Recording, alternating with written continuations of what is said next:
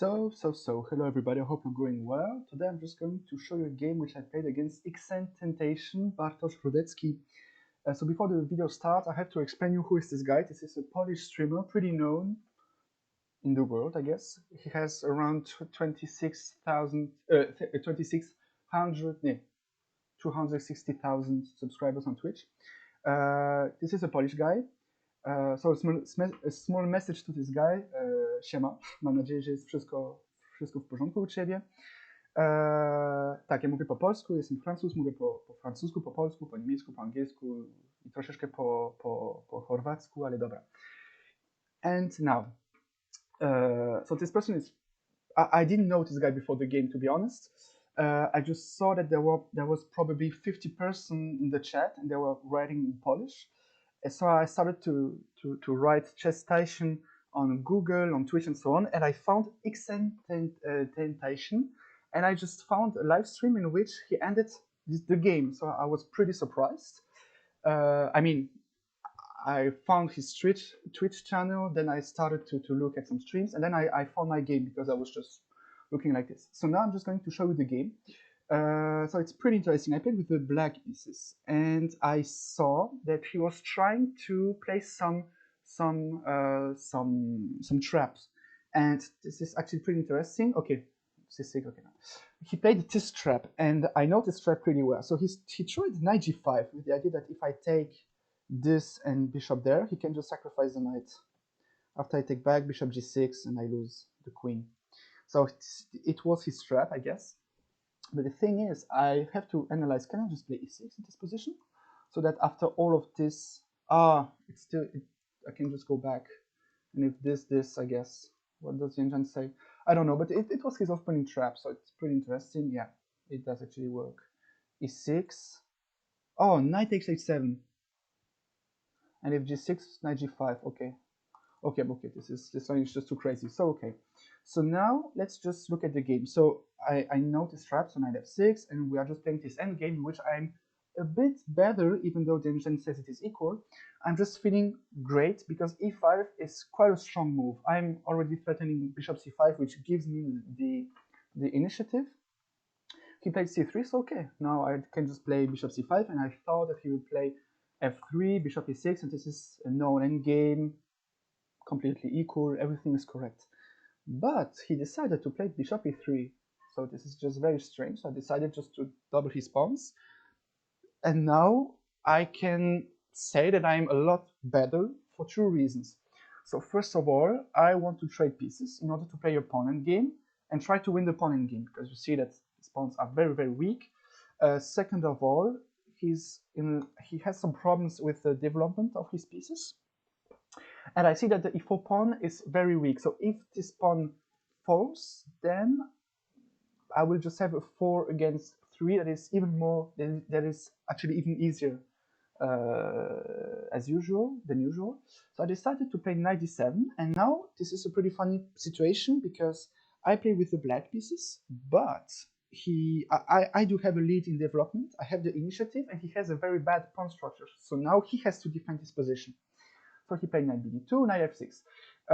I was looking at knight c5, but this knight on c5 is actually useless. It is doing nothing. And even if I can go on a4 in order to attack the pawn, we can just play king c2, and the king is very safe on c2. So I decided to go on f6. So now my knight is very active. He's controlling a lot of squares, very important squares, in order to attack all the weaknesses. And this knight cannot move because he will lose the pawn. So my knight is already stronger than this one. He played bishop e2. The idea is probably to go there and having again a very fat pawn on f3. So I decided just to play bishop e6 to develop. Now I just want to put my rook on d8 and try to play for the initiative. He played h3, and here I didn't know if long castling was good or rook d8, but I understood that because of this pawn structure, I will need to have my king around this side of the board in order to use all the potential. So I decided to play rook d8, and then I will play king e7, and I don't need to be afraid. For a pretty cool reason, there is no black square bishop, so my king is very safe on e7.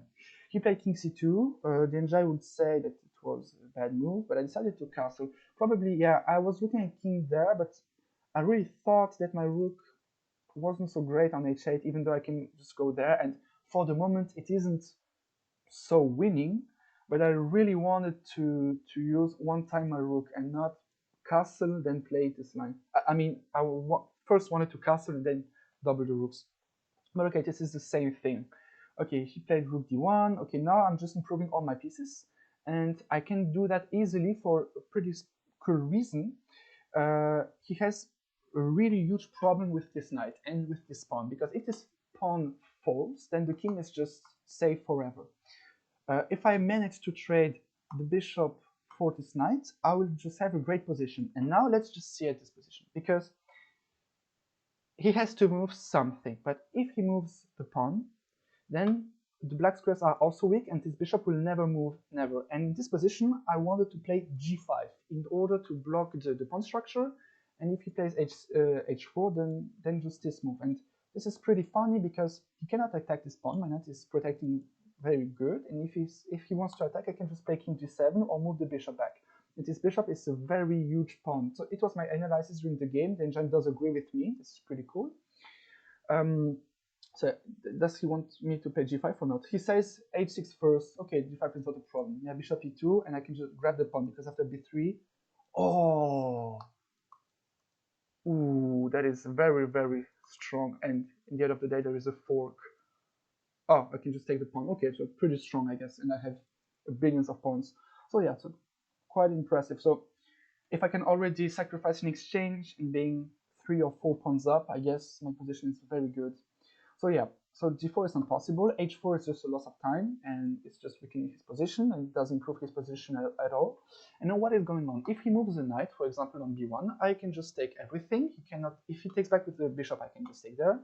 He has to take back, and now I can just take again. If you take with the bishop, you lose the e4 pawn, and if you take with the king, I can just grab this pawn. And with a perfect play against an engine, I will probably draw or even lose this game because the engine is very strong. But yeah, humanly it is impossible to play. So he played knight d3, and knight d3 just gives me a positional advantage, and actually it does really improve my position. I decided to take first on d3 check. I could take there, and after this, then actually this is the same position, but I wanted to try a small trap. So you cannot take with the king for an obvious reason. You will just lose a pawn. So you have to take back with the pawn, which he did. And now I can just, okay, I play king f8. Trading first was also my idea, but I just decided to play king f8 first, I guess. What does the engine want? This is a good question. Okay, but now, okay, the engine, okay, the engine is just stupid. The engine doesn't know how to play chess. Okay, so now I decided to play king f8 first. He traded. For me, it was good enough. Ah, I understand why he does. Ah, because actually I saw the move during the game, but I didn't thought that it was so problematical. a6, and now what? Rook f5. Ah, aha. And this is already equal or what? No, I should be better, but I guess, yeah, I guess it is better for white because he will have some entry squares. Okay. Okay, now I know it. So, okay, everything is correct. So he decided to play rook d1 in order to trade the rooks. Okay, and he traded, which was a bit strange. Again, okay, probably taking and then moving the kings in doesn't change anything. But yeah, if I have seen that rook a1 was so strong, it would be a tough mistake to play king d7. Okay, so pretty funny counterplay. I have to notice that the 3 against 3 with double pawns is very strong with the rook. Okay, now I notice. Okay, so good to know. Okay, but okay, he traded, which was also a mistake. And now I played a5. So a5, my idea is very simple. If now I play b5, I can just play this move, and I cannot go in, and he will just play b3, c4. And my idea with a5 is that if he plays b4, I'm okay with this trade because I will block his king, and he won't have any possibilities of forcing something. So that's why I played a5. Then I does agree that this is a good move. Okay, he played bishop d1, and now I found a plan which probably is good enough. I played king c5 because I wanted to block his king. And now if I play b5, he can just play c4, I guess. c4, this. Yeah, and if I move my king back, he will just try some things, I guess. Yeah, but at the same time, it doesn't look so great. I don't remember. Probably I just wanted to take the initiative. Probably.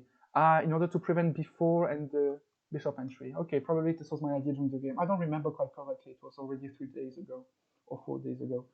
Okay, bishop f3. Now I'm just trying to improve my position because I saw that this bishop cannot move and that the center is pretty closed due to these 3 pawns. And he played king c2. I'm just improving my position. I'm taking control of many squares. And here I thought it's something very special. I wanted to play this move in order to block the pawn structure, but then I will create him some square. So my idea is really to close everything on this side, on the queen side, so that I will use my advantages on the king side, my 4 good pawns against these bad pawns, and my knight will be stronger than the bishop. King c2, wait. Yeah, I mean, he played bishop d1. I decided to play knight d7. I just want to improve my position, play f6, so that after this, I would just play, or after g4, I can just push everything and block this bishop. So this is funny. Now, I played in this position. Yeah, exactly. Now I played f6. My idea was that, for example, now, let's say I played this move. You can play g4, and somehow after h4, you have g5, which was a bit problematical for me. I was already a bit low on time, but my idea was that after g4, g5, you would just create some more square, and my knight would be a bit apart, and it would be a bit more difficult for me to do something. Yeah, I guess we just don't have any moves, and something like this doesn't improve your position because I still have f6. Yeah, but at the same time I cannot push forward. Yeah, actually I can push forward. Probably I'm winning now. No, it's equal. Oh, my analyze was good enough. And if f6, wow, wait, f5, you take en passant. Okay, and if I play f6, king there,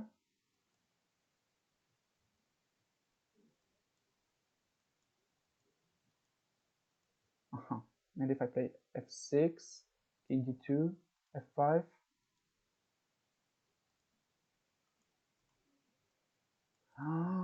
wow, the engine is very strong. Wow, it's very impressive. Okay, yeah, so I guess, okay. Knight h7. I missed that during the game. Yeah, I was already a bit low on time. And somehow I'm not feeling great while playing online chess. But I guess it is good enough. So yeah, I will just turn off the engine. Yeah, so it was my idea. I played f6. And now I saw that he played... Okay, now I already saw the move h4 with the idea of playing g4 without h4 possibilities for me. And here I saw an idea. Wait, what was my idea? I just wanted to bring my king over, I guess, in order to play with this 3 against 2, but I guess it's not good enough. The engine prefers h4, but okay, humanly it is very hard. What does the engine say? Knight f6. Okay, let's say we go back. Proving my position, this. Yeah, I guess I just had to play more precisely, and probably playing f6, or yeah, probably playing f6 was just too slow. I had to bring my king back faster than playing f6. Okay, yeah, so I guess, okay, the position still continues. Okay, I traded. This engine turn you off. Okay, I traded, and here I decided to play very strangely. So yeah, I really wanted to play with this 3 against 2. And for me, it wasn't a problem that the bishop could come back because my position was still solid enough. I played knight b8, and okay, it is a bit strange, but at the same time, his king cannot go further, and even though I'm losing some tempo for nothing, I'm still putting pressure, so it's quite strong, I guess. Yeah, I saw that after bishop c8, I could be a bit better, even though it is still equal. So yeah. Yeah, and here I found a cool idea. So now, obviously, I cannot go there with my knight because he would just take me. So I saw that if I go there and I go there with the bishop, let's say this, you can just go back. And now bishop a6, knight a6 doesn't give me anything because he can just go back. So I decided to do a triangulation. I decided to lose the tempo. So then if you go there, then, please engine agree with me, this, go this, bishop there, I missed that. So probably it didn't work. Yeah, but it was a good try. So for me, the position was already equal.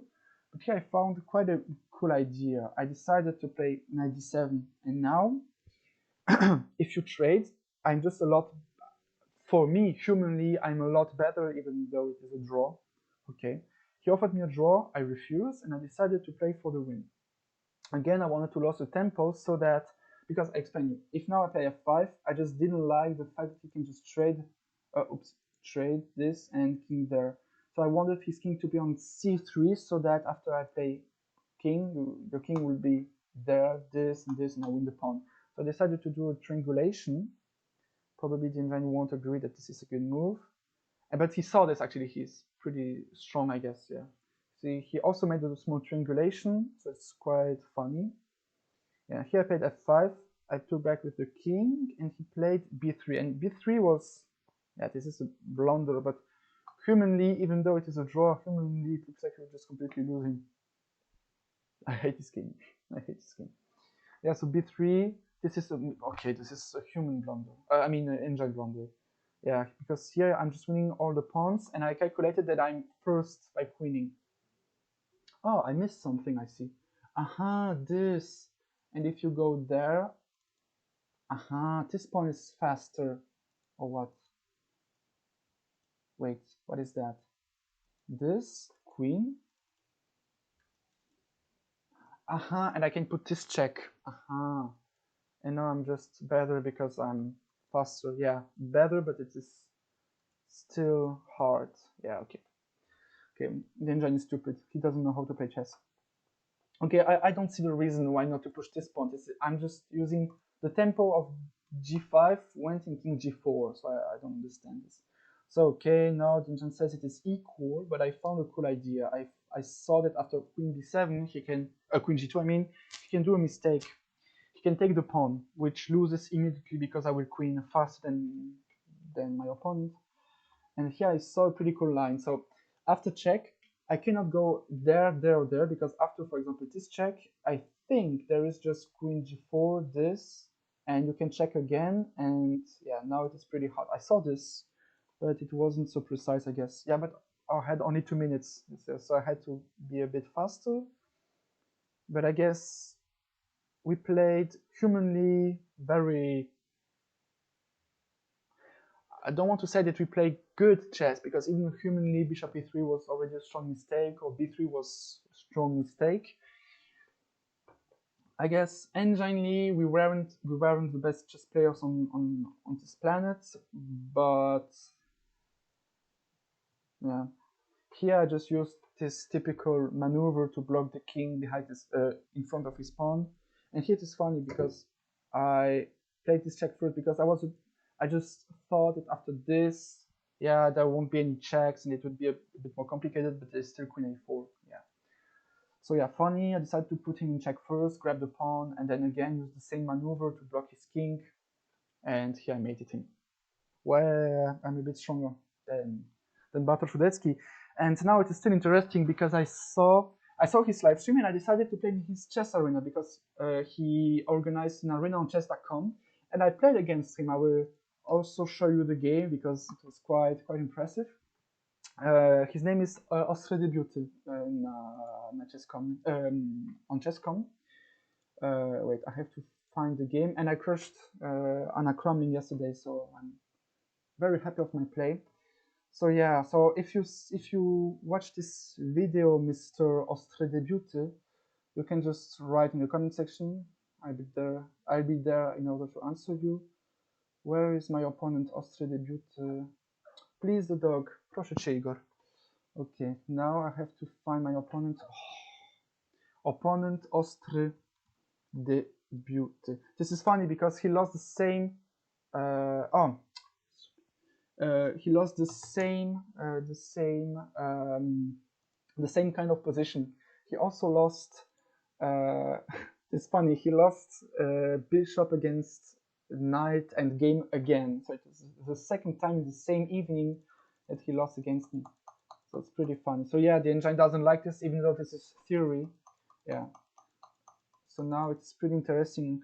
It's funny because the tempo was, you can probably see that, I don't know if you see the chessboard correctly, but the tempo was 10 seconds or 13 seconds plus 5 seconds increment. So I didn't know actually that he was playing. I was actually drinking some coffee at 22 o'clock. Yes, I'm not sleeping tonight. And here I just saw in the last seconds that I am playing against him.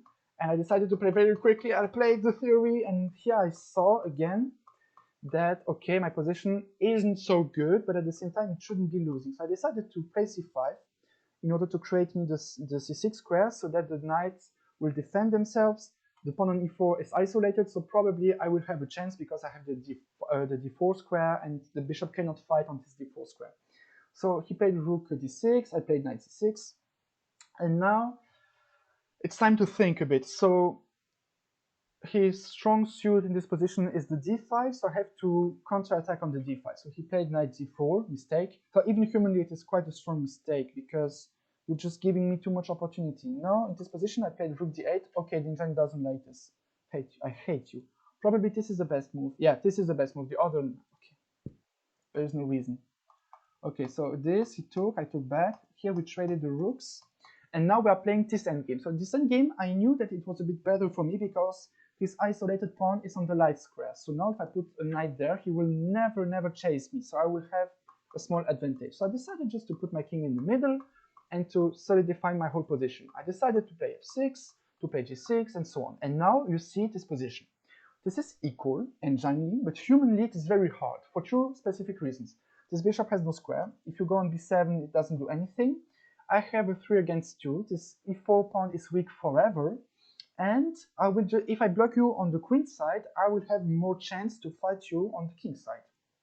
So I played knight d7, bishop f7, knight e5, and here I decided to play g5 and to solidify and to close the king side in order to use my knight, because my knight will be very strong on f4. You will never chase my knight because you will lose your g pawn, and I can actually sometimes even trade there because I do have one more pawn move. So actually I'm pretty good in this position. He played this, which is a mistake, but again, now I'm just winning a tempo and moving my king in. And now this position is already losing. So engine it is not good, but in this type of endgames, even if the engine says -2, it doesn't mean anything. Either you are winning or losing. There is no in between. So yeah, I decided I'm okay with all these trades because now I'm just winning all the pawns. So it was pretty easy. I went pretty fast on this second game, but I guess I will do another video in order to show you the second game. So yeah, it was like it was. Thank you very much for watching. I hope you enjoyed. Dziękuję bardzo, Bartosz, za wszystkie Twoje partie. Dziękuję też za punkty Elo na Cheskonie i na Licesie. I dobra. No to do widzenia. So, bye.